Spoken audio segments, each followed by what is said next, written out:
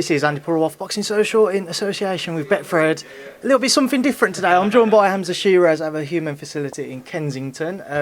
Hamzah, firstly, how are you? Very well, how are you? I'm good. Obviously, you've just settled back into UK life, obviously training out in the States. Yeah. How are you finding that transition, first and foremost? Yeah, no, it's good. It was good. I landed 2 days ago. Yesterday, I thought I was all over the jet lag and that, and then I come here, got out of the car, and it just smacked me in the face. But yeah, no, I'm alright. I'm adjusting. I'll be alright in a few days. But yeah, we'll be 2 weeks away from fight night. I'm looking forward to it. We'll come on to the fight shortly. Let's just start off with where we're at and what exactly the human facility is. I'll let you take it away and explain to the people and how beneficial it has been for yourself. Yeah, so this is human. It's a recovery centre that I use. I've always been using it for about 3 years now. But obviously now it's becoming a lot more relevant in my lifestyle because the training's a lot more intense and recovery is a lot more important. Yeah, so right now we're in a high oxygen chamber. So I use this, I think, 3 or 4 times a week, and I use the cryo chamber as well with it. But obviously, like you see upstairs with Dr. E, he gave you a little bit of a lowdown of what it's really about. But in terms of me, it's just literally just for recovering, man, just for recovering. And obviously, it's the 1% that add up at the end of the day. It's the little 1% that add up, and yeah, this is part of that 1% that make it that 100% on fight night. We're starting to see kind of the scientific side of things being involved more so in sport over the last few years. For yourself and how you felt the benefits, what exactly is it about what we're doing here today, the work you'll do here at the facility that you feel you will benefit from?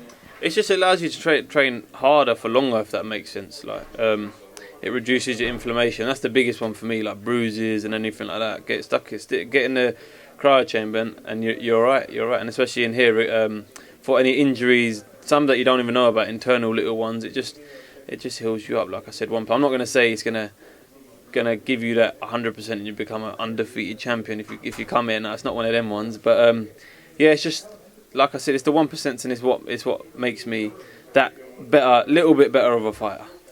And Hamzah, let's obviously just kind of, like I say, move forwards, move backwards slightly. Just talks about your camp out in America. Yep. How are you finding it now and the adjustments of you're used to it now, training out in the States? What are the biggest differences that you're able to find being able to do so? Do you know what it is now? It's my fourth camp I just completed, and it's almost like my home away from home now. Because obviously the first few camps you need to find certain things over there, like what to eat, certain foods here and there, how far the house is from the gym. But everything now is locked in, so I can happily say Los Angeles is like my home away from home, especially camp. Because all I do there is go to the gym and go home. Maybe on a Sunday I'll go for a walk or something like that. But otherwise I live a pretty boring lifestyle out there. But it's definitely a boxer's lifestyle when in camp. I was about to say, I can imagine there's a lot of temptations out there alongside that warm weather. Yeah. Is it difficult to stay as focused on camp because of the different temptations that might be put to you? Do you know who is out there? I don't know all the good spots. I don't know where they are, and I don't know nothing. So I've kept myself almost blind. Got my blinkers on and kept myself blind to that. But even if I did know, I know I'd be all right because listen, at the end of the day, I'm in America on a sponsorship. If it was my own money, it's a bit different, but I think it'd be a bit of an insult if I was there messing around on other people's money. Do you know what I mean? So me going there and giving 100% is my utmost, like the utmost I can do to give back to my sponsors. Francisco Torres, the man in the opposite corner to yourself, come July 16th. Hamzah just talked about before. What are you expecting? What are you hoping he brings out from you? Listen, I'm hoping that he kind of stands in the ring and sticks to that tough Argentinian stereotype that the Argentinians normally have, but I don't think he will. He's a very awkward customer. He's a good boxer as well, very slick and tricky. So he'll definitely make me think. He'll 100% make me think. But we've known that in the camp, and to be honest with you, I'm looking forward just to getting in there and getting on cracking with things, because once you start building that momentum, it's a good feeling when you keep getting them wins under your belt and yeah, you just enjoy it really. So listen, hopefully he does come to stand. But anything he does, really, I'm prepared for it all. He has that reputable draw with Jose Benavidez as well.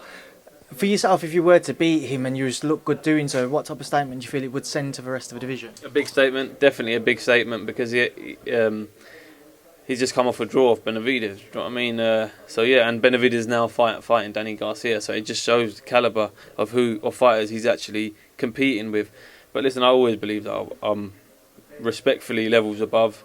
But it's just about proving it. I can sit here and say it all day long. Hopefully next Saturday night I get the chance to prove it, and like you said, put a statement out. We know yourself and Frank have spoken openly about your desires to one day challenge for world honours, Hamzah. On the route to that, do you feel that there's any domestic names you look at which you feel you could benefit from sharing the ring with? There's loads. The mid 160 domestic scene is a great scene, as it was at 154. But listen, if the opportunities don't present themselves to me, then I'm just going to keep chasing for world titles as it is. But listen, there's loads of names out there. And at the end of the day, as a fighter, I'll get in the ring with anyone, and most fighters will. But it's all the complications of being with different promotional teams that gets involved, and everyone, and then fighters think you're getting avoided or you're avoiding certain people. It's not that. It literally just comes down to paperwork at the end of the day. But going back to what you were saying, I'd fight anyone, and whoever's in the way for me becoming a world champion has to get dealt with, basically. One name that's on the roster, and the man who holds the current British title, is Denzel Bentley. Yep. Do you think that's a fault which could be made? You mentioned the issues you could have on a cross-promotional side of things, but you're both under Frank Warren and BT Banner. Yeah, no, of course that could happen one day. I see an interview of his where he said it only makes sense if it's a eliminator for a world title, which makes perfect sense. Nothing wrong with that. It makes sense, actually, because he's world ranked. Hopefully I'll pick up this belt on next Saturday. I'll get WBC top 6 ranking as well. So, do you know what I mean? As long as we're both keep progressing, I'm pretty sure we're going to meet one day. Yeah, for sure. We've just seen Liam Smith team back up with Sky and Box. I say back up, but team up rather with Sky and Box. Talk about a potential Chris Eubank Jr. fight. Those two names for you again. How far off do you feel you would be from potentially challenging one of those again if you can overcome any issues promotionally? Yeah.